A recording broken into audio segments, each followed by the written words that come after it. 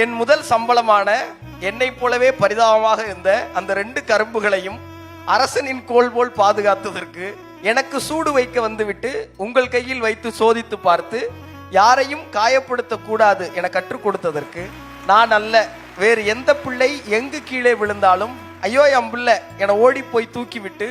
மனிதநேயம் சொல்லிக் கொடுத்ததற்கு, யாருடைய ஆதரவும் இல்லாத போதும் இருப்பதை கொண்டு எங்களை செழிப்பாக வளர்த்து தன்னம்பிக்கை பயிற்சி கொடுத்ததற்கு, நேர்மை வேண்டும் நேர விரயம் வேண்டாம்,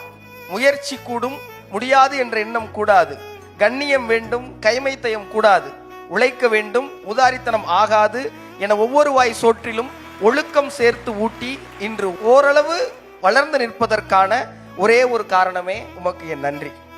7 கழுதை 8 குரங்கு 9 எரும வயதான பின்பும் என் பிள்ளை என குழந்தையாகவே பாவிக்கும் உங்களை அடுத்த 27 ஆண்டுகள் என் குழந்தையாக பாவிக்க உங்கள் அனுமதி கோரி, உங்கள் ஆபத்தான மகன் குமரன்.